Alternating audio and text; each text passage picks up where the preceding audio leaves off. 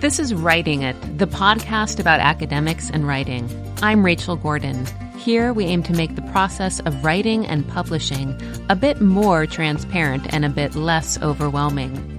Through conversations with editors and academics at all stages, from full professors to graduate students, independent scholars, and postdocs, we share stories, lessons, and helpful habits from our writing lives.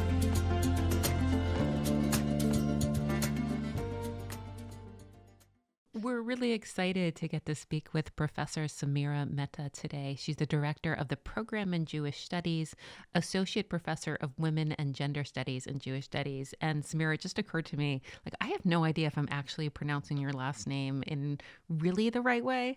Well, so I wrote a book that talks about how I can't pronounce my last Right. name. So that HT makes a sound that we don't have in English, and I'm not going to try to do it for you. I say meta, as you just did. Sometimes people say meta, and I think it's largely because Zubin Mehta, who was, when I was a little kid, the conductor of the New York Philharmonic, but is now in Israel, has been there for, I don't know, decades. Time, yeah. A long time. He pronounces it's spelled the same way, and he pronounces it Mehta, but his family and my family are from different communities in India. Mm-hmm. Okay. So I don't know if it's like a regional accent thing, if it's like an Anna thing. Right. I don't know. Somebody got tired of trying to correct people and gave up, right? Like, I have no idea, but anyway. So there are many reasons we wanted to talk to you, but one is that you just finished a wonderful fellowship year. To be clear, that did also include teaching one course, but that was mostly time away from your regular teaching and service. And I've spoken to many academics about how a year away or a fellowship can sometimes feel like a mixed blessing because we tend to have these really sky high expectations. But that did make me want to talk to you about how you would describe the experience. How was it for you?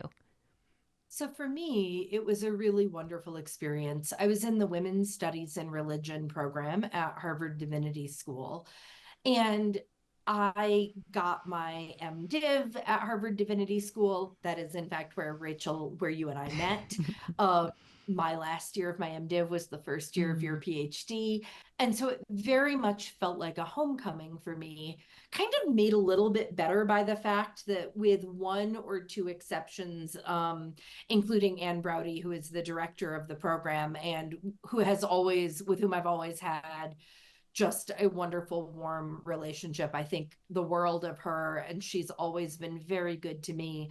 But many of the professors that I worked the most closely with are no longer there. So I think I was a little bit worried that I would feel like it would make me feel 20 years younger, not in a good way, right? Like that it would make me feel like a student again in ways that would be uncomfortable. But many of the people who are there are people with whom I either don't know or I have relationships as colleagues now, right? Rather than my own professors who knew me when I was 24. I think Ann Browdy was the only person I interacted with on the regular who really knew me well when I was like 24 years old, right? And so that part was wonderful. I'm also from New England. So I had breakfast a lot with one of my cousins, and that was really wonderful because the last time we lived near each other, she was a teenager and I was in my 20s. And of course, we've stayed in touch over the years, but we have never had a chance of really building a relationship both as adults. And so I think the year really changed my relationship with her in really wonderful ways, and other cousins cycled through because the family is kind of in the broader area. When it was time to move away, one of my cousins came and helped me and stayed with me when my cat hid in a wall for 10 hours, right? Like that part was wonderful. And those are things that are sort of unique to the particularity of my situation. But I think it also, I had two real goals for the time when I was away. And one real goal was to complete the manuscript. And the manuscript is due at the and UNC Press. We said it was due on September 1st, and then we realized that September 1st is the Sunday of Labor Day weekend. So it is supposed to be in my editor's inbox when he logs in on Tuesday morning. So I bought myself 48 hours there. And I think it's going to happen. I think it's going out for review a little bit rougher than I might otherwise. And I'm hoping it doesn't therefore get sent out for review a second time. Like I'm hoping that I will have written that based on my first book, which I also did with them, based on the trade book that they have access to, they'll trust me to incorporate feedback. But also, I want the book to be really good. So if it needs to go back out again, that's fine. I just sort of, I got a full draft done. I'm back to my job, which has a very heavy service load because I'm a director of a program.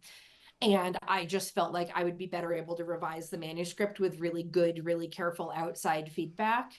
And I don't know if they're sending it out. I have an advance contract, which means that I wrote a proposal of a book and I submitted a chapter, an article that I had written for something else that I thought was going to be a chapter in the book. It was totally wrong. It's not a chapter in the book. Like a bunch of the component parts of that are in a variety of chapters in the book, but it is not it is not like a cut and paste, right? And it went out for review, and the reviewers that they got for that were for the proposal were really helpful, really wonderful and really helpful. And so I'm hoping that I have the same reviewers. And I'm also hoping it doesn't have to go out again, but like if it does, that's fine. And so anyway, one goal was really getting a manuscript draft done. The other goal was really soaking in being in a place for which I'm always homesick. And in some ways, that set me up for success because obviously those goals are a little bit in tension, right? Like taking the day off to go right in my favorite coffee shop, which is a 90-minute drive in each direction. That's 3 hours that I could have spent writing that I spent driving. Having lunch with people at HDS who I'm really excited to talk to. That's time having lunch and not writing. The first thing Anne Browdy said to us when we got there is, this is Harvard. There are like 5 amazing things you could do every single day. And if you do all of them, you will not write your book. But I like really wanted, it was less the really amazing Harvard things and more the like, I wanted to go pick apples and eat apple cider donuts because I'm homesick, right? I live really far away from home. But it also meant that the year was going to be a success, or at least 50% a success either way. And I think that that kind of set me up psychologically to be in a good place for the project, right? Yeah, I mean, and as keeps on coming up in this show, how people, relationships and quality of life always feeds into the writing. I think we're more aware of that now, but getting to spend time with friends and family and having a great lunch with someone you like, I feel like that helps me with the writing too. Right.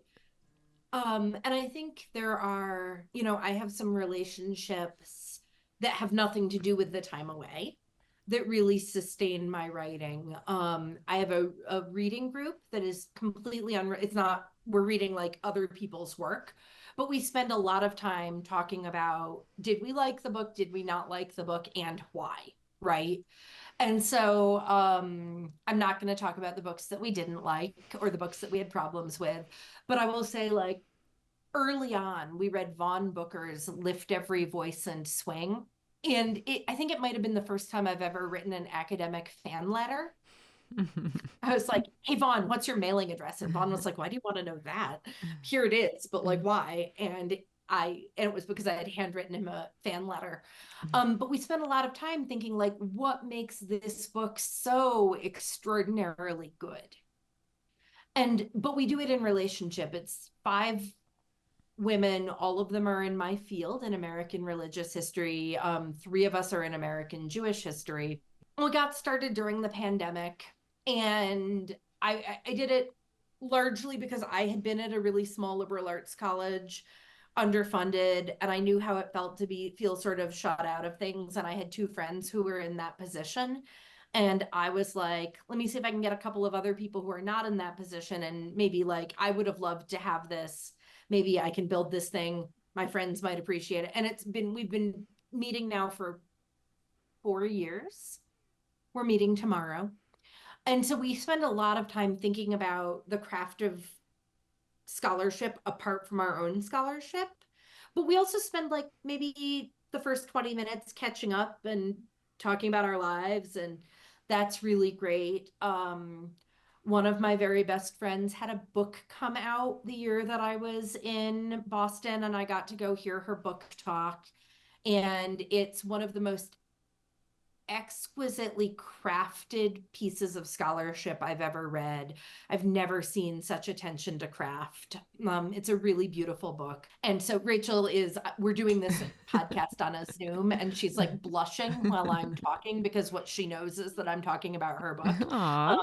And so, I got to do that. Mm, And I also didn't have to go to the book talk alone mm, because we have this shared beloved mentor who we went out to dinner and then we went and heard the book mm, talk, right? And so there was lots of that to really also sort of feed the creative process. And then there were Harvard has a North American Religions Colloquium that workshops in progress writing, and it's mostly the grad students. But I got to present a chapter there. And the fellowship itself has a critique group, and you do 2 sessions there. You also give a public talk on your research at the Divinity School, and I did that. And one of the women from my book group lives about 2 hours away, and she was able to be there. And a really close intellectual, like, interlocutor was there, and a couple of people were there, like on Zoom or on. I had like my phone on speakerphone on the desk. mm, And so, there were like a few other people like that. So there was a bunch of opportunity to share work along the way. And then just sort of because of geographic proximity, I also got to do a work in progress at Yale. I also got to do a work in progress at Brown. So thank you to Tisa Wanger, who did the heavy lifting, and Katie Lofton, who came and gave great feedback, and Dan Vaca, who did the heavy lifting at Brown. I got to do those. So there were just like lots of opportunities, and that also gave me deadlines, mm. Yeah. externally imposed deadlines. Yeah, because I was going to ask you. I mean, this is wonderful that you met that goal, which I think is it's common that people. I mean, whatever that expression is, like aim for the sky so that you maybe get halfway to the stars or something like it's always good to set high goals, but you actually got there. I'm wondering if you could tell us how practically you felt you did that. Did that mean saying to yourself, "I need to be by this point every month," or what? How did you sort of motivate? Uh, I think I maybe originally did that. I've done the National Center for Faculty Development and Diversity Faculty Success Program, and they absolutely talk about like setting a semester plan and a semester goal. And like, I don't know that I formally did that for that time away. But man, if I had, I would have just like it would have been awful because I would have failed on a like week by week basis, and it would have made life really difficult for Anthony Petro, who probably would have been the person who got responsible for the emotional cleanup, who I made responsible for the emotional cleanup, of failing to meet those goals. But so the first thing is, this is a 4-chapter book. Mm, When I walked in, I had an article that I had believed would be chapter 1, and I believed would be chapter 2, and mhm, I've already said I was wrong about that.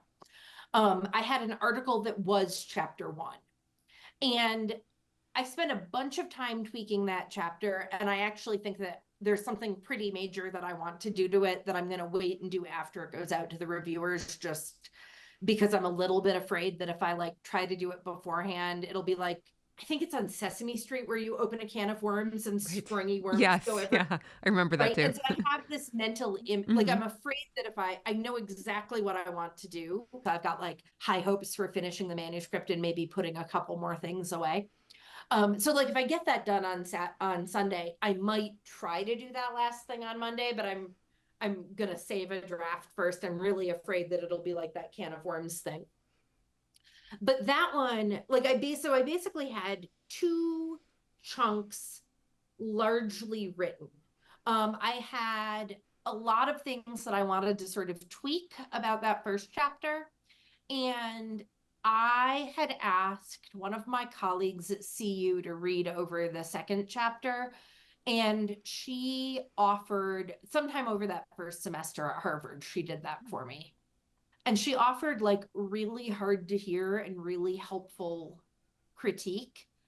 And so I had expected to be really fit. I was like, I'm going to finish the book, no problem. I have two chapters done. Hmm. And then I like diddled around with the first chapter for longer than I expected to.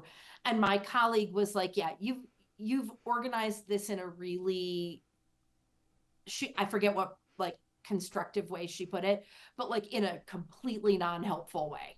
That is not how she put it. She Hmm. put it in a way that was generous. Hmm. And she had some suggestions. So a lot of the first semester was me cleaning up those first two chapters. And a certain amount of that was also taking stuff that was in the second chapter and putting it aside to go in a third chapter. So the second chapter really got reworked and fleshed out again. And I integrated a huge amount of material about Catholicism that I hadn't. The second chapter had been about Protestants, and I was adding Catholics and Jews, and as it turns out, the Nation of Islam into it. But I moved all of the Protestant material, like, or half of the material on Protestants was the start of chapter 3, right? So I had a lot of the material coming in. And then in the spring, I had a public talk that I had to put a lot of work into preparing. And that like probably took a month and that made me nervous, but it was something I had to do. And then I like chapters 3 and 4 really came together far more quickly than I thought they would. And under a certain amount of that was pressure. Like I just knew that they had to. I think I was kind of resigned to the fact that I might not manage to finish. Some of that was Tisa Wanger was also finishing a book, and so we were like texting and checking in with each other. Some of that was I had a number of friends, Anthony Petro, you yourself, kind of being like, you can do it, just get it done, just do it, just do it. Hmm. And so I like really went ahead and wrote kind of a messy draft. I sent it to Anthony, who reads everything that I write at least once, and said to him, like, I need you to really tell me if it can't go out to review. And I have not gone through all of his notes yet. I'll be really working with those when I get the reviewers' notes. But he basically was like, and he basically said, it's okay, it can go. You need a bunch of framing stuff in a variety of places. You need this, you need that, but you've got a core here. And I am, as I said, sending something out for review that is rougher than I would have done if it were my first book. Hmm. But like, I don't need this book to get tenure. I'm hoping to go up for full professor kind of ambitious, Hmm. like ambitiously Hmm. early. So I would like it to move Hmm. along. But if it doesn't, if it needs more time, I find it much easier to sit with something that's already drafted and some feedback for making it better Hmm. and do that in like the hour here or the hour there that I have in my like role as director Hmm. than I do to like face a blank page. Interesting. And so like did I finish the book? No. But did I draft the entire book so that if I now have to spend like my editor at UNC has also read all of it and he's like kind of thinking that I might be able to turn it around by January and then it will come out next fall. But like if that isn't the case, if it takes more time into the spring, either because the reviewers take longer to get it to me or because they ask for more than he's anticipating and they're subject area experts, Hmm. he is, absolutely the religion editor and very, very good, but like, he isn't going to necessarily know if I missed some insider baseball and it takes a little bit longer. It might be next spring. And, you know, if it takes all summer and it doesn't, like, I'm not waiting on that much, right? Yeah. I mean, so you've mentioned having some different friends and colleagues who were able to read, it sounds like pretty closely and give you really helpful feedback. Can you tell us about creating those relationships? Because it's come up a lot in our podcast that guests have talked about this is a big ask and you might realize sort of later in your career than you would have liked that you need to have these people or it's really helpful to have these people willing to read. How did you make that for yourself? So I really want to have a writing group that like meets once a month, that reads, you know, and people take turns. And I've been in three different groups like that. The one of them was like I felt like it was too big.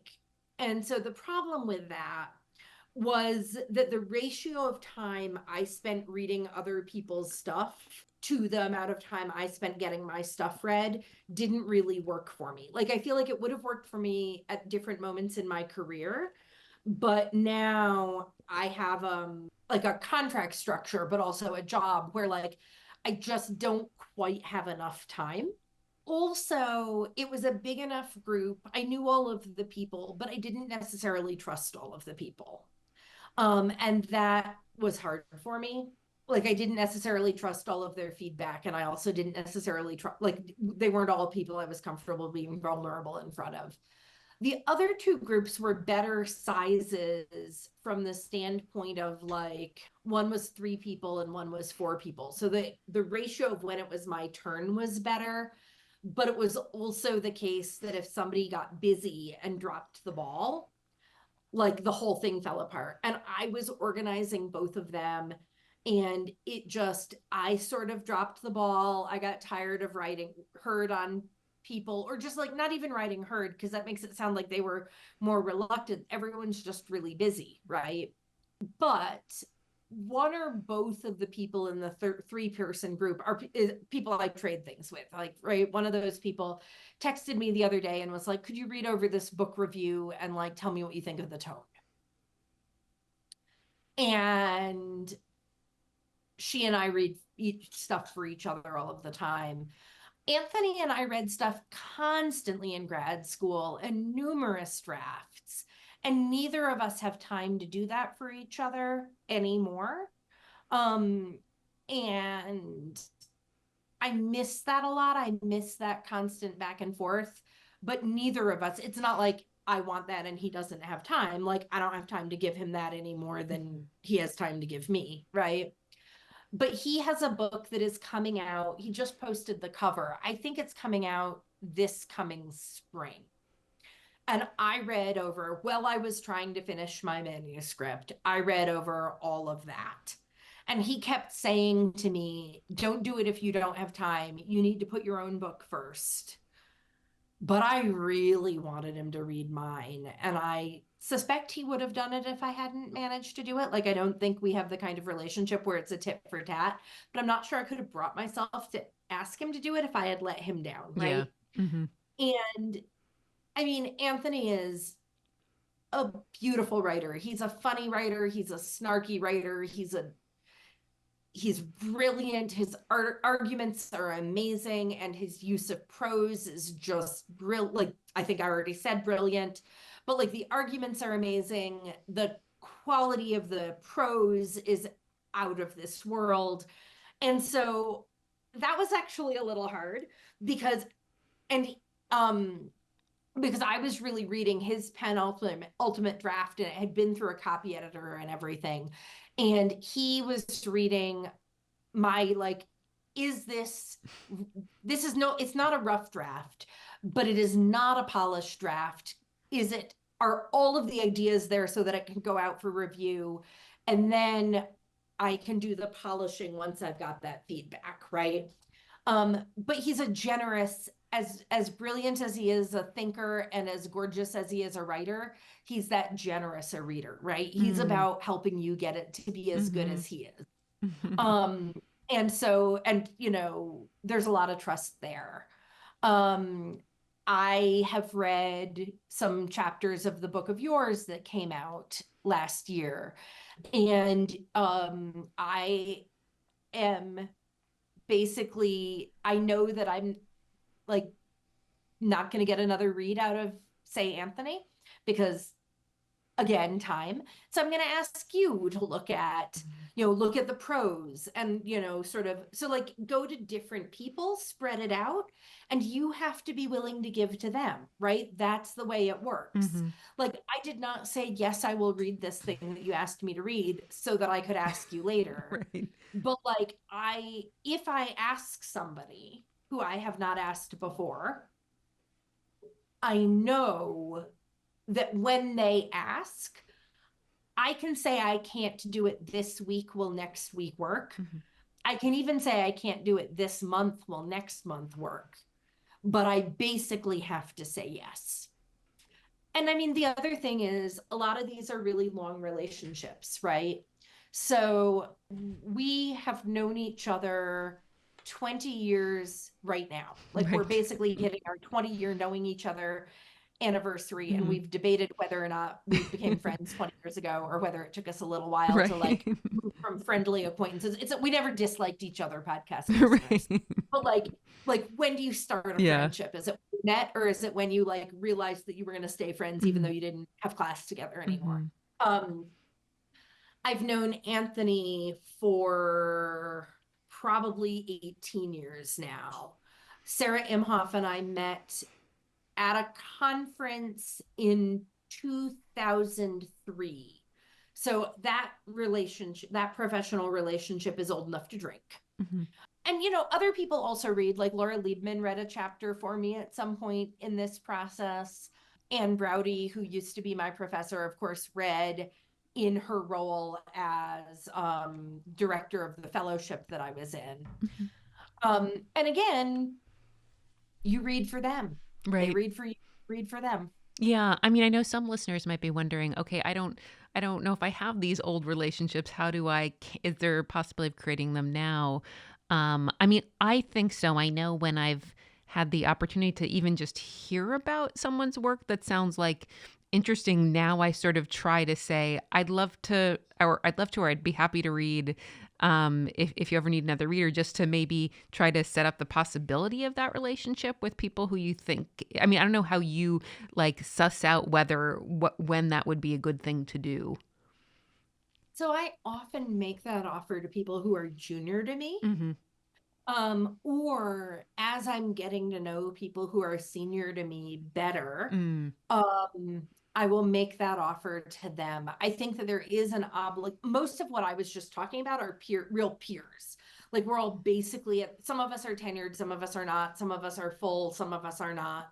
But like we all were sort of in graduate school together, Mm-hmm. and then people's careers took a variety of paths Mm-hmm. and at a variety of speeds. I feel an obligation to provide this to people who are junior to me.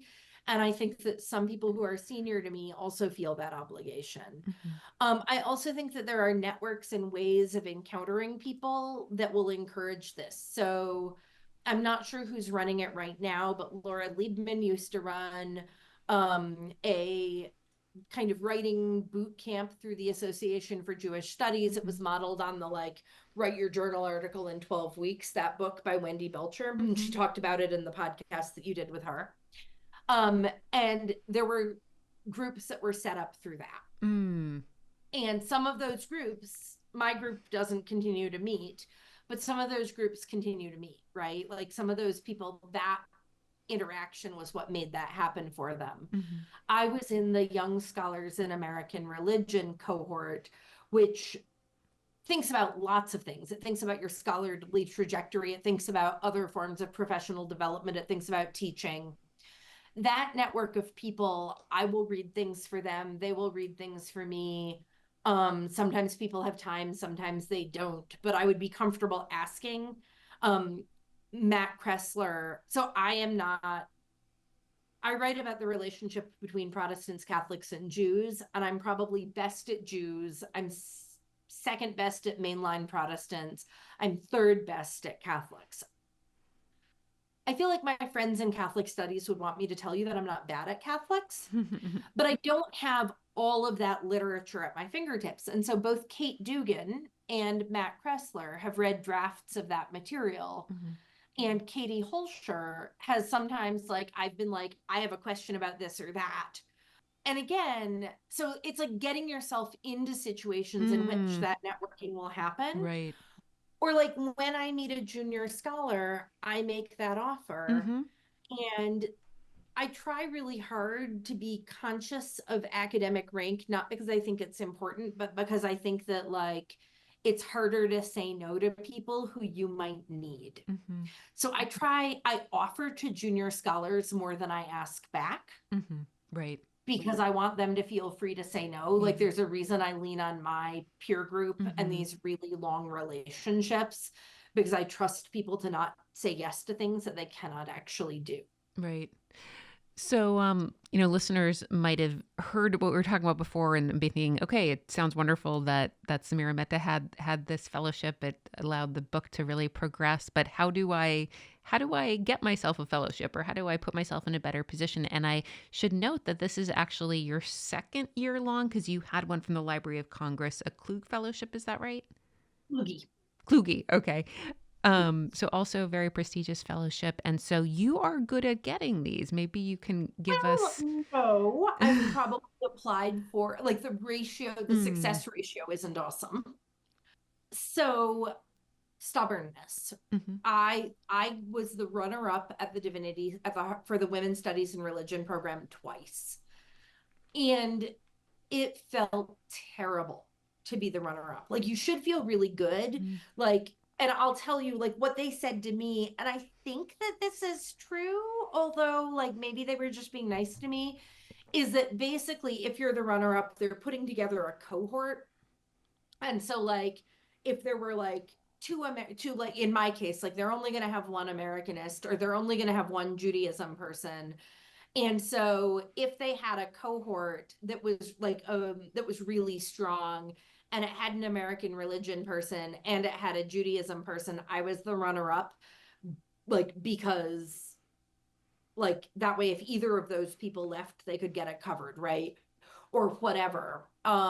They kept telling me that if you're the runner up, your work, they like your work as well as they like everyone else's, but when they were making the cohort it didn't quite work. That is not how it felt, right? And coming in like being the runner up or coming in second for a job that you really want or whatever, it feels binary because you either got it or you didn't. And the thing people kept saying to me is it's not binary. It's like a big deal to come in second, even if you don't get the thing. It's a big deal to be a runner up, even if you don't want the thing. It means that your work is good. And of course, what you're focused on is that you didn't get it. mm, So at CU, and this was not true of the job that I had before. Like I worked at a small liberal arts college that is like has very little money and they didn't have this. But at CU, there are lots of supports for writing grants, writing both the kind of fellowship proposal that the Women's Studies and Religion program gave me, but also the kind of grant proposal. I have a grant from the Henry Luce Foundation for like mm, a bigger research hmm project. And there are like teams of people to support you in Oh, that at wow. CU. So there's this woman, her name is Donna Axel. hmm She works for RIO, which is the Research Innovation Office, I think. I have hmm no idea what RIO stands for. And her job is to work with people on applications for things.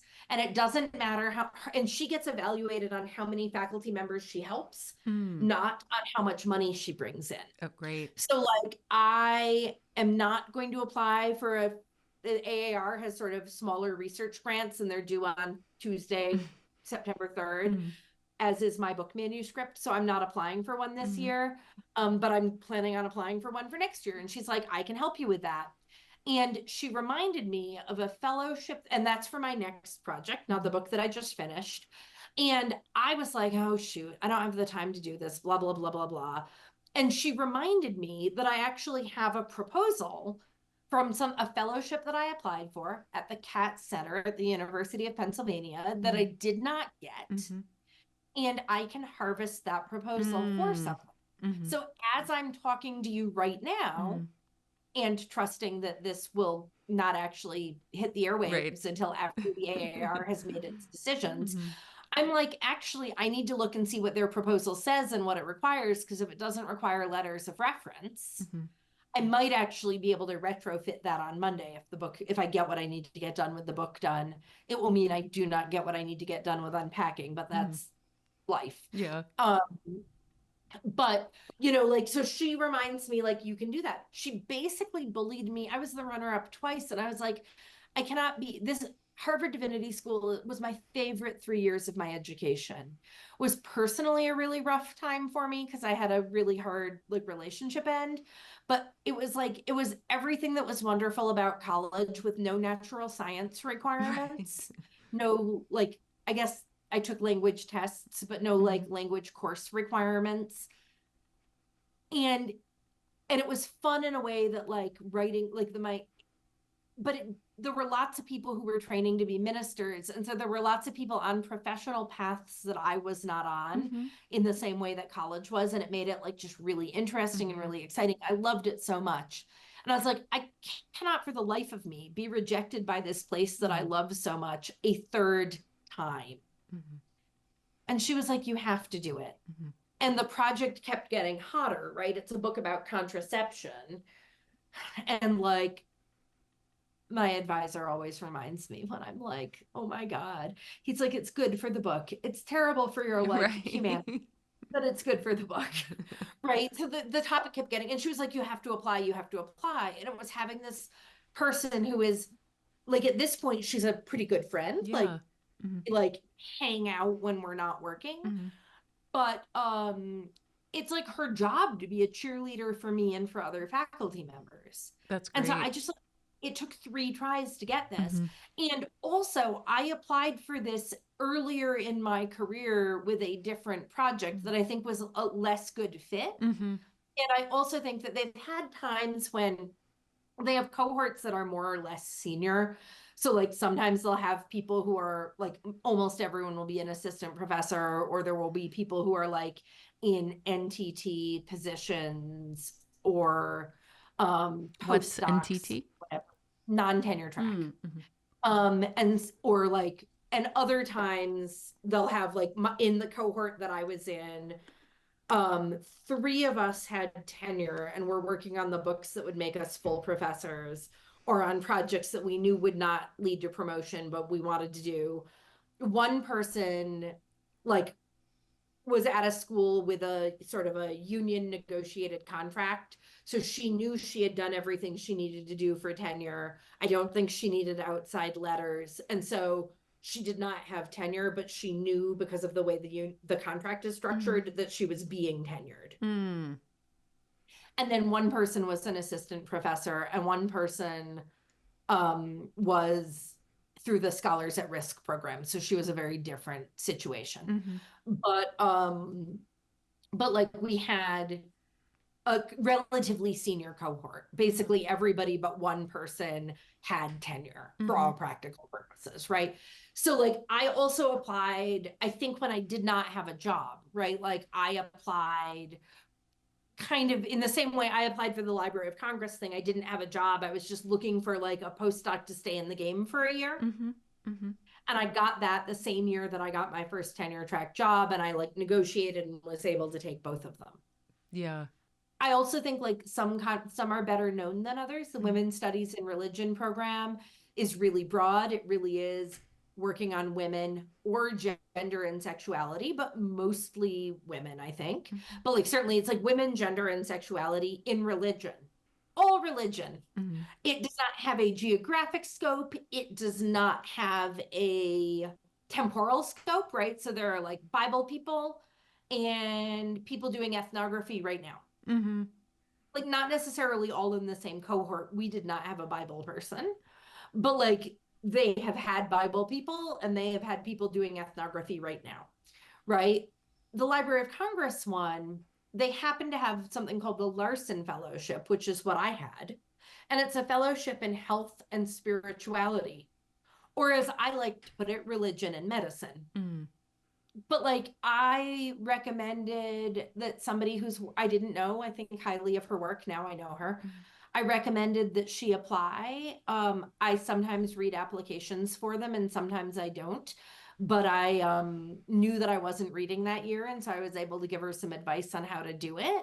But it's a good, like, it's a smaller, it's usually a smaller pool Mm-hmm. because fewer people are working on it, on the topic, right? And so that's also like looking for things that are really specific can give you a little bit of a leg up because it's a smaller pool, right? Yeah. Yeah. Something else occurred to me. I don't know if this impacted getting fellowships, but just thinking of how you write a lot of smaller, more popular pieces. How did that help or affect your work on the book to be putting out these pieces that I think were often related to the bigger project? Sometimes they are, sometimes they are not. Like I wrote a bunch of stuff for the conversation this spring, like Mm-hmm. right as I was Mm, desperately trying to finish the book, scared I wasn't going to manage to finish the book. I think I wrote two things for the forward and three things for the conversation. mm-hmm. And I kept worrying that somebody would say to me, "What the hell are you doing? You're supposed to be finishing a book." Mm-hmm. But I kept describing it. I would say to Molly Jackson, who's my editor at the conversation, "I need dopamine. Give me something to write." And so, like, I would work on my book all day. And then I had brilliant editors in both places. Mm-hmm. Molly Jackson at the conversation and Talia Zaks at the forward. Mm-hmm.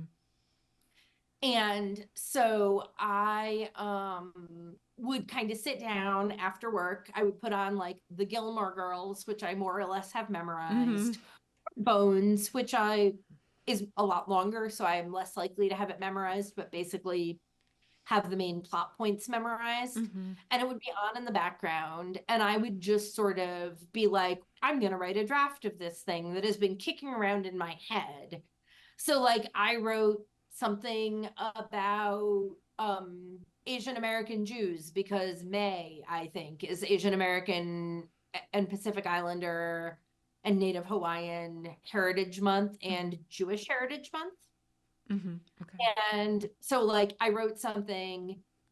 I wanted to write, like, the first time we noticed that that was the case, Adrienne Krohn, who's a Jewish studies professor, was at the grocery store and she realized that it was Asian Heritage Month and Jewish Heritage Month. And she, like, sent me pictures of the Mm-hmm. signs in her Wegmans in Erie, Right. Pennsylvania. I was like, it's your moment. Mm-hmm. And I didn't do anything with my moment Mm-hmm. except be mad that I didn't have a Wegmans near me. Mm-hmm. Because Wegmans is the best grocery store. And then I like the next year I wrote something about like I think that I forget what they titled it. I don't write the titles, but it's like Asian American Jews have a double reason to celebrate. And it was sort of a piece that is like, hey, we exist, Asian American Jews, and here's who we are. Mm-hmm. And I can do that off of the top of my head, right? Like some of us were born into historically communities that were always Asian and always Jewish. Some of us are children of interfaith, interracial marriages. Some of us are international adoptees or are domestic adoptees, Asian people adopted into non Asian Jewish families. Some of us are, and those people are often like child converts, right? Mm-hmm. Some of us are adult converts, like, but we all, and all of us have different stories and experiences, right? Like off the top of my head. And so I would do these things that I could basically do with the time. I would say kind of defensively to friends who are trying to keep me on track. It's not cutting into my writing time, it's cutting into my knitting time. Mm. So I was using recreational time, Okay. literally Yeah. TV knitting time to write those things. And what they would do is they would give me like I would feel like I had gotten something done. Mm-hmm. Writing a book is a slog and you Yeah. do not get to check things off of your list. And Eric Goldstein, who was like he was not my advisor, but he was like second in command Mm-hmm. of my dissertation. He was like the co-advisor. Basically used to say like do not put write chapter 3 on your to-do Mm-hmm. list. You won't do it. Break chapter 3 into all of its component parts. Write about this historical incident. Do a close read of this document. Like make manageable collections of things. And like I was doing that, but Mm-hmm. I was very aware that like they were all in it was no longer his point was that way you don't get overwhelmed and you keep making progress. And he's right. But part of what's nice about that is you get like the dopamine hits of getting pieces of it done. Mm-hmm.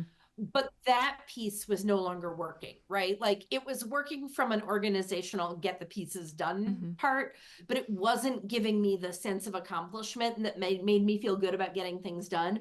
And so I'd go home and I'd like write an 800 word like fluff piece about interfaith weddings Mm-hmm. for the conversation.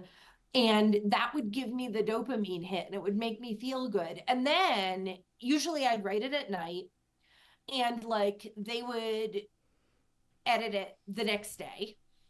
And then I would accept the edits and tinker with it the Mm-hmm. next night. And then it would maybe we'd go over things again quickly in the morning. And then it would get published. And you can watch, this is not true of the forward, it is true of the conversation. You can watch how many people are reading it online. Yeah. It also gets reprinted in paper newspapers and they tell you about that. And there's like one other set of online things that isn't in the tracker that you can see. And like sometimes your editor will report back to you on that. But I would keep the tracker open while I was writing Yeah. and I would watch it climb. And they've all done pretty well. I think they've all cleared 5,000 and some of them have cleared 10,000. Couple of them have really cleared like big numbers, like the Mm-hmm. abortion one, but I didn't write that one this semester. I wrote that one a couple of years ago. But anyway, I would like watch the ticker climb. So I'd be sitting there like frustrated with the document that I was working on the book. Mm-hmm. But like every 5 minutes, I would or every like hour rather, I'd take a 5 minute break and I would be able to see this. I would be able to check and I would like text Anthony Petro and I'd Mm-hmm. be like, this many. Yeah, we did an episode with Beth Daly, the executive editor at The Conversation, episode 21 for listeners. And I also experienced this in writing for them. Like, I mean, and then you can see like how your thing compares with other people at your institution. Like, I love a dashboard, and you're totally right how motivating it is. The other thing we wanted to talk to you about was about the experience of working with a writing coach, which is something I know a lot of listeners are interested in. What made you do this and how did you find yours? So my writing coach is sort of a bad example because she's not taking anyone anymore. Like she had a writing coaching business and Brandon Bain recommended her to me. I work with Brooke Walensky Langford and she had a career as a writer. She had been the editor at Killing the Buddha. And she has an MFA from Columbia, I believe. And she had a career as a writer, a freelance writer. And then for reasons that I do not understand, she decided in her 30s that what she wanted to do was get a PhD in American religion. And she's excellent at it. It's not that like, why would you do that? You're not good at it. I'm like, why would you do that? There are no jobs, Mm-hmm. right? But I guess if you're a freelance writer, um, and so she got a PhD in American religion. And then I don't know whether she never went on the job market because she and her husband had built a life that worked for them where they were living. Mm-hmm. And she like looked at it and was like, why would I do that to myself? Or whether she went on the job market and I have no idea. Mm-hmm. I've never asked her. Or if I've asked her, I don't think I've asked her. Mm-hmm. But for a while there, she was taking on editing clients. Mm-hmm. And then she got a job at Sacred Matters. No, at Sacred Rights. I'm sorry. Sacred Matters is a web magazine that Gary Latterman ran for a while. She got a job at Sacred Rights running those cohorts. Mm-hmm. And I think because of that, she Mm-hmm. is not really taking on people anymore, but she never got rid of me. Mm-hmm. I got to stay. I don't know if other people have gotten to stay.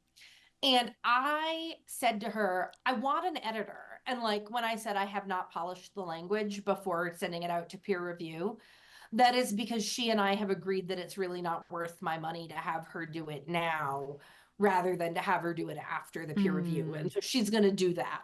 Mm-hmm. Um, and, she'll do a lot of like, I'm imagining I'll probably get a document back from her and she will have highlighted every single instance of passive voice, Mm-hmm. right? Um, and stuff like that. Mhm. But but I realized that what I really needed was I really needed help organizing my thoughts. Mhm. Um, one of my like biggest intellectual like conversation partners is always telling me that I'm a big idea tornado person. Mhm. It's why I have been told I should never index my own book, and it's also I've been told why I cannot paint my own nails without smearing the nail polish everywhere. All the twirling. Just for Mhm. the record, I Mhm. can totally paint my own nails. But I was like, I need someone to help me keep on track. I need somebody when I've gotten into the big tornado idea place can help pull me back down to the ground and help me organize it so I can get it on a page. I also need some help holding myself accountable to deadlines. And so I realized that what I needed, as much as I needed an editor, was a coach. And I Mhm. asked Brooke if she had done that. And I will say, like, I have found that Brooke is a very good coach for me. Mhm. I think she's an excellent editor. I don't Mhm. think she's got as much sort of coaching Mhm. experience on her docket. It's worked very, very, very well for me. But like if you talk to her about pricing and stuff, she's got like pricing for editing, or she did. Like I Mhm. said, I don't think she's taking that work on anymore. She sort of winged the coaching for me and it's been excellent. Mhm. But I know people like Candace West at Clarity Writing and Research has a really clear like fee structure for coaching and a very clear sort of sense of what she can provide. And I think that she might be even better at providing structure for people Mhm. because she really is like running that piece of her business. And for me, it's two things. It's the accountability, it's setting deadlines that somebody who isn't me is accountable Mhm. for. And like Brooke set a bunch of deadlines for me this spring, Mhm. and she was reading drafts. And I knew that she is juggling a bunch of other stuff in her life. And so if I missed the window she had given me, she couldn't promise me that she could give me a different window in a time frame that would work for me, Mm. right? Yeah. And so it was like a real deadline. It Mhm. wasn't like a fake deadline. It was like if I did not hit that deadline, I was going to miss the chunk of time that she had reserved to do that, and it Mhm. was going to go away. Mhm. Wow, yeah, that And sounds really I, powerful. right, like it might be that she could like if I called her on Monday and said, I know I'm supposed to have something to you like by noon on Wednesday, I'm not going to do it. Mhm. It might be that she could look at her week and say, I could do my Friday morning work on Wednesday Mhm. afternoon if you can get it to me so that it's there when I wake up on Friday morning. Mhm. And it might be that she couldn't do that, Yeah. right? And she did it for me when she could, but like sometimes she couldn't. And that Mhm. was and I never knew whether the answer was going to be yes or not. Yeah. And so it was a really powerful motivator. Mhm.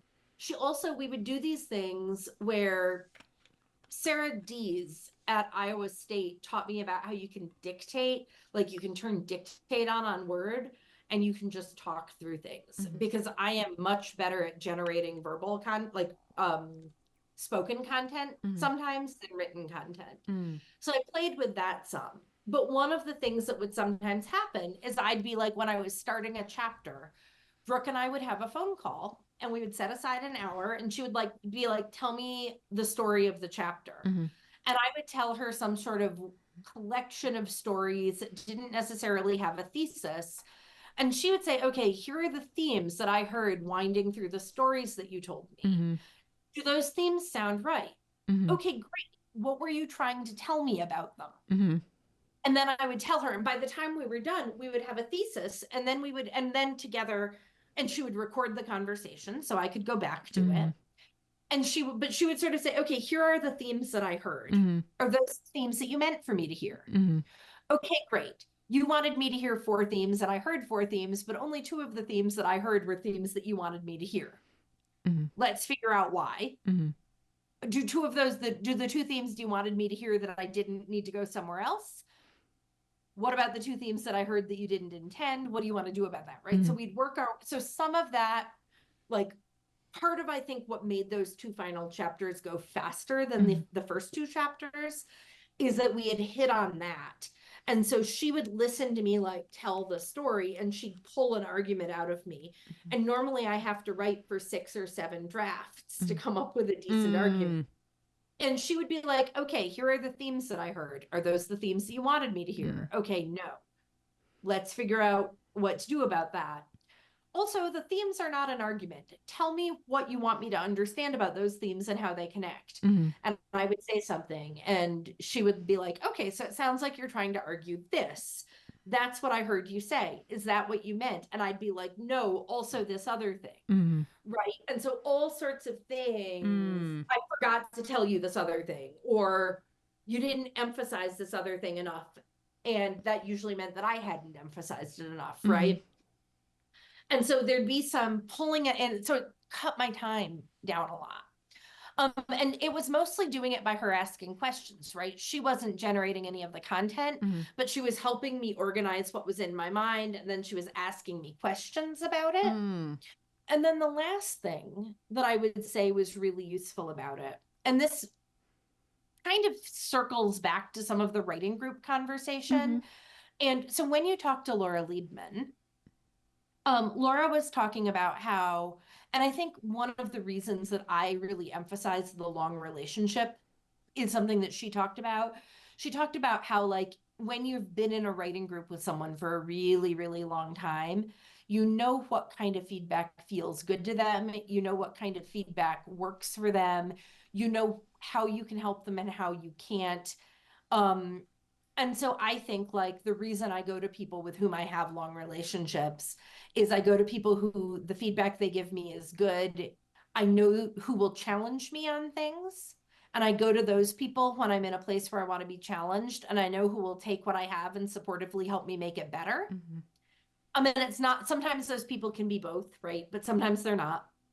So being in writing groups where you cannot control who's there. Mm. This is true of the trips that I took to Yale and Brown. Mhm. It's true of the North American Religions Colloquium at Harvard, and it was true of the fellows in my cohort getting together. Mhm. And those, they played really well off of each other in certain ways. My cohort, I was the only person who studied contemporary America.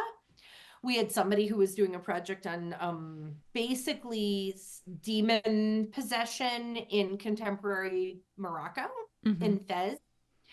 We had somebody who was doing a project on basically an anthropologist who works with film, and she was thinking about film as altars Mm. in sort of Africana tradition. Like, Mhm. she was thinking about the altars that are built in Africana tradition, and she was building film, making films that served as altars.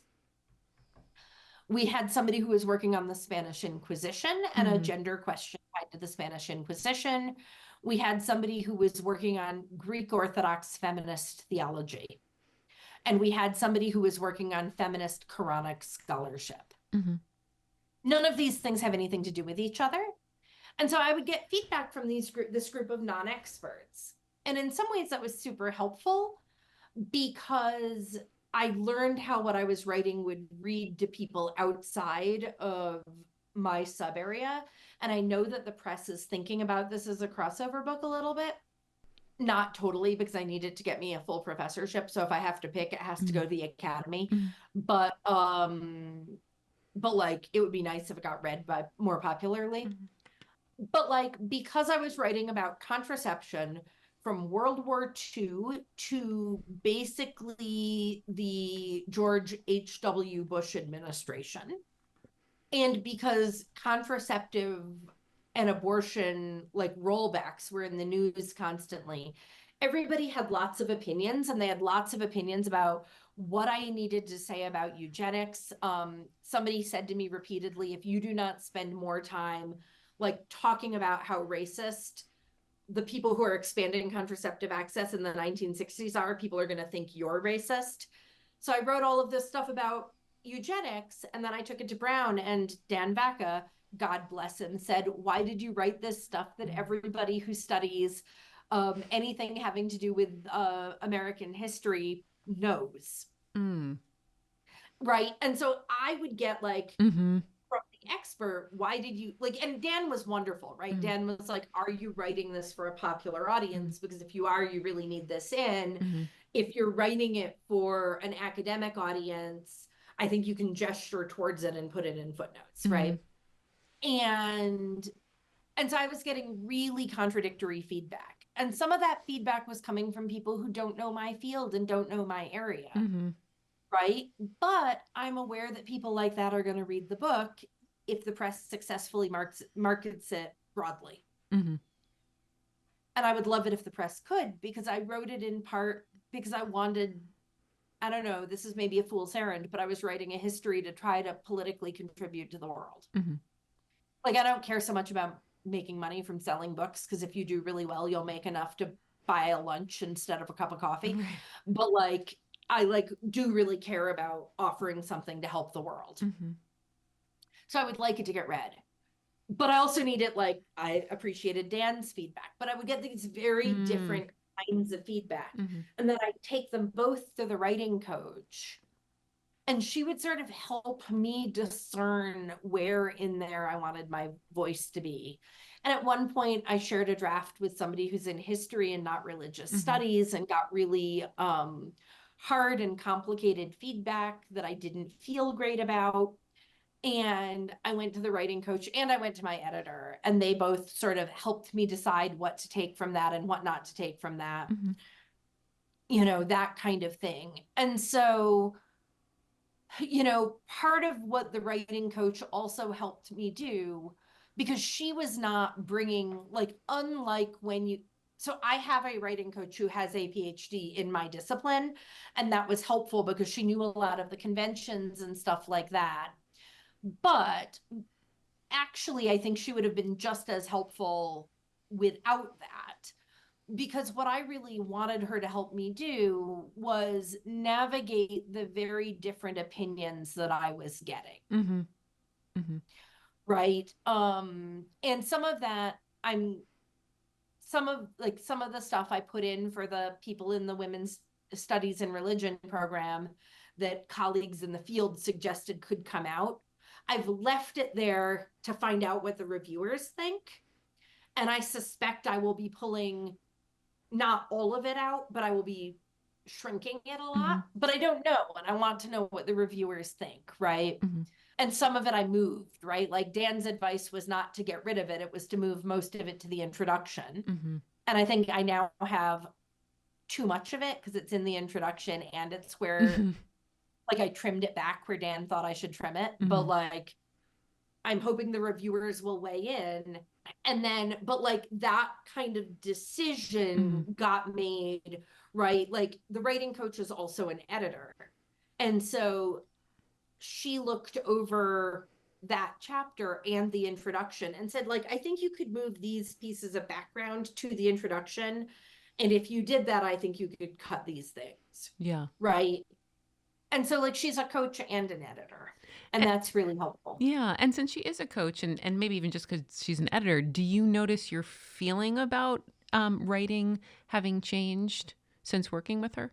I think that I find having her there, I think one of the things that's really hard about a second book, and there are people who want me to call this my third book because I wrote this trade book, but the trade book is a book of personal essays. It's a kind of writing that came very easy to me. And I think when I had written the reason I wrote a book of personal essays, other than because I wanted to, was because during COVID I couldn't get to the archives, and so I couldn't really work on this book, and so I was stuck. Um, and I had this thing that I had wanted to do, and this was my moment, right? But what happened was that was a form of writing that came really naturally to me. And many of my friends have said, your voice comes through in this book so strongly. And it sounds, apparently, that book sounds like having a conversation with me. And my academic writing doesn't, right? And that's fine, right? Academic writing is doing something different. But returning to academic writing, where I write in like innumerable drafts, and it is much less of a sort of organic process for me, felt really frustrating after doing this. It was like doing something hard after you've done something easy, even if you normally really love the challenge of doing the hard thing, right? Like, feels harder when you've just done something really easy. Mhm. And having her there feels a little bit like the net that having my advisor felt like. Like she isn't my advisor. She doesn't have that kind of power in my life. I don't know that she knows the field as well, despite having the training in it, right? Like she doesn't then have the like 20, 30 years on top of it, right? But it's somebody who I can go to when I don't know how to organize my thoughts and get help. It's somebody who can help me break the thing into manageable chunks the way that Eric Goldstein did.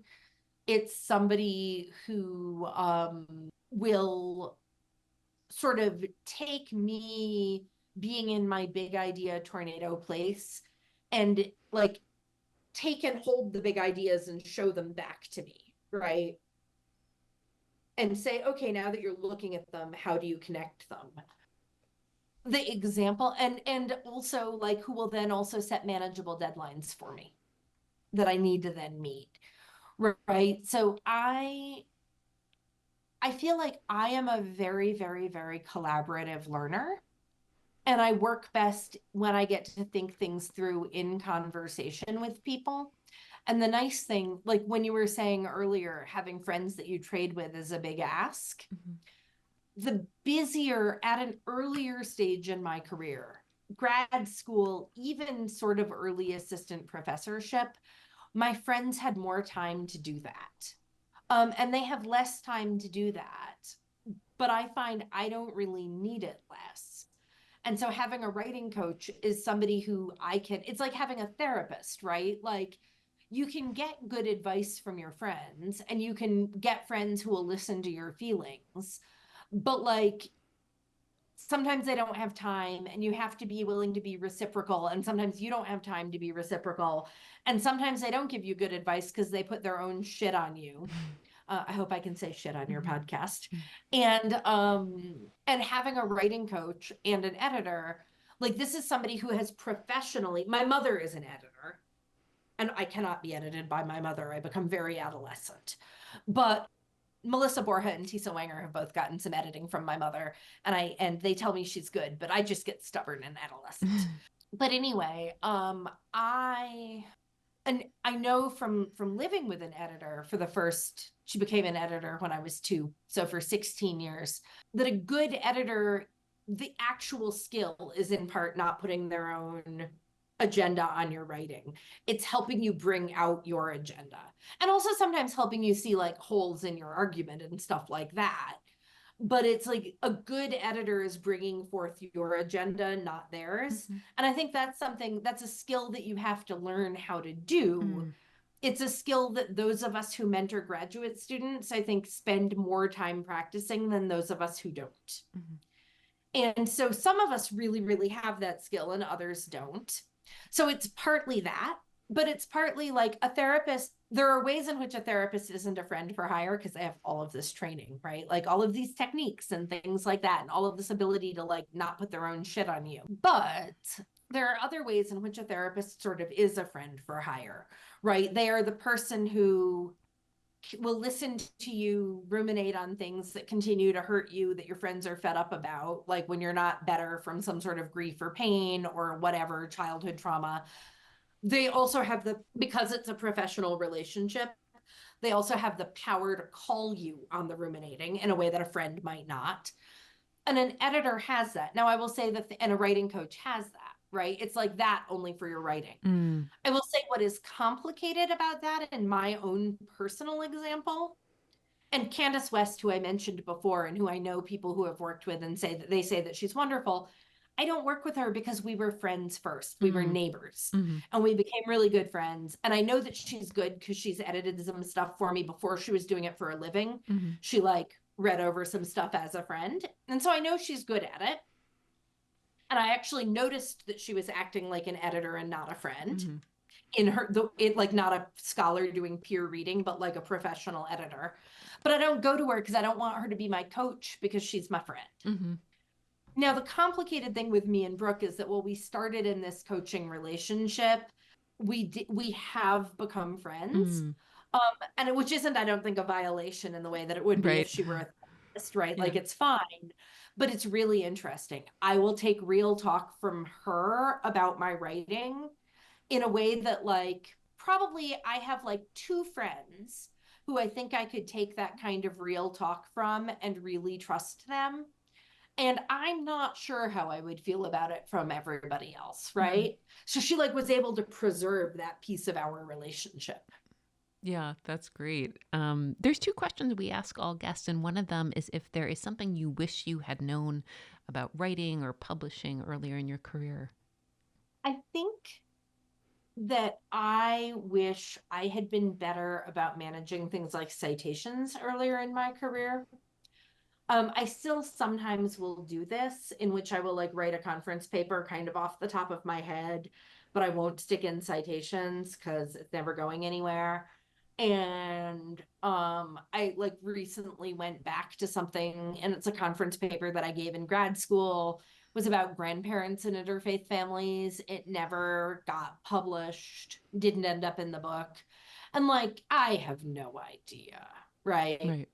And so I wish, so now I'll still sometimes do that, but before too long after the conference, or like if I'm writing on an airplane, I will go back and I will put in all of my citations really quickly so that I can remember, and I'll double check. Like I was never making, I'm never making stuff up in A like conference paper. conference Yeah. papers. I always have like a collection of notes that I'm Mhm. going from, but like it'll be like parenthetical citations. So it'll be like author name, page number. Yeah. And then I'll have like 35 articles by that author on my Right. computer. And I'm like, sorting through them. So I'm like more aggressive about using Zotero earlier. Yeah.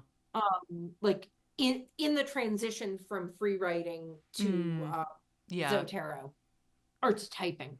I also wish that I had known sooner that I can make myself unstuck by writing longhand. Mm. I've spent a lot of time over this fellowship year getting better at getting unstuck by typing, Mhm.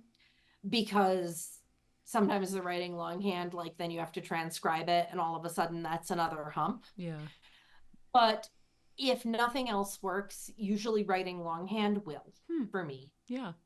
And I think that the other thing that I wish I had known is that, like, I find it really interesting that the short chunks of writing that I've been doing at night, like, I think it's Mm. really important that you don't give it your prime writing Mhm. time. Like, I think it's fine if once in a while you do, right? Like, when the Dobbs decision got leaked, I like gave some of my prime writing time to writing something that I felt really politically strongly about. But I think that I'm really interested in the discovery that I can take like an evening of my like knitting and TV time Mhm. and turn it into a dopamine hit that will like continue to give me dopamine dividends through like another week or two of watching the counter go up Mhm. as I'm slogging through something. Yeah, that's a great discovery. Like that Mhm. it actually, it isn't Mhm. that I'm like stealing, and it's dependent on not using my primary writing time, right? Mhm. It's Right. dependent on using my like Recreation, downtime. recreation time. Yeah. Yeah. Another question we ask is if there's a writing practice that's working for you. And it sounds like actually what you just mentioned might be one of those. Yeah, so I think that the maybe less the discovery that I could write little thought pieces and get dopamine hits, because I don't do that. That's really episodic. It's not a Hmm. practice. I didn't do this on leave this time, but during COVID, I was doing morning pages. I was doing half an hour of keep the pen moving, do not pick up the pen, Hmm. do not stop, like brain dump. Hmm. Morning pages are a practice from Julia Cameron, but the morning pages thing really I found to be very helpful. Hmm. It was maybe a little bit more helpful when I was doing this creative writing, like for that first book. Um, and it's maybe also more helpful when one doesn't have a therapist. I find I feel less need to do it when I have regular therapy Hmm. sessions, and more need to do it when I don't. But that's very helpful. And writing longhand about what I want to say is very helpful. I also find the Sarah Dees's dictate um, Hmm. tip really Hmm. helpful. Hmm. I also find that when I'm stuck on an idea, writing an email to somebody about Mm, it. So like I am not trying to write a book about this that will be brilliant and excellent. I'm just trying to explain this piece of my research to a friend. yeah. And I like pick a friend and I write an email to them. Then I do not send the email. And like I vary the friend, right? Mm, Like I'm more likely to pick a like if I'm trying to write a thing about like the Catholic stuff, I often will pick like I'll imagine that I'm writing to two friends, one friend in Catholic studies and one friend in Jewish studies, mm-hmm, and I'll write two separate emails mm-hmm, and I'll then read the two emails and I'll see like what from each of them I need, right? mm-hmm. Um, that kind of thing. So like I'll want it to pass muster for the Catholic studies friend, but I'll want it to be clear enough and clear why it's relevant for like the Jewish studies friend. Yeah. And then I never send them. I just like smush them in. Yeah. So like I've actually written you several emails about my book that you've never seen because I don't then send them. But I like pick somebody who isn't scary, but who's really good at what they do, right? Like, and I'm just like who I know would be supportive if I like made mistakes and would help me try to fix them. And I like write that person an email about it. That's a great idea because I also find that the email way helps me explain something more clearly, or even just figure out what I want to say. Yeah, sometimes I write a class lecture about it, right? Like sometimes a lot of my chapters started life as academic talks and deliberately, right? Like I'll write an academic talk version of the chapter that I'm looking to write. And then the first stage of writing the chapter is formalizing the language, like taking out the like sort of colloquial asides or taking out the like temporal hook that was to the news of the week that I gave the talk. Mm-hmm. So things like that, things that make it feel lower stakes. Yeah, that's great. Thank you. Thank you so much, Samira. This has been so much fun.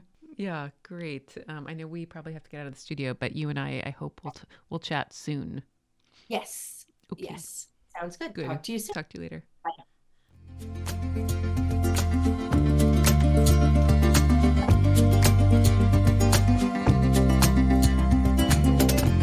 Thanks for listening to Writing It, the podcast about academics and writing, sponsored by the Center for Jewish Studies at the University of Florida. Visit our podcast description to find out how to contact us and send us your questions about academic writing and publishing.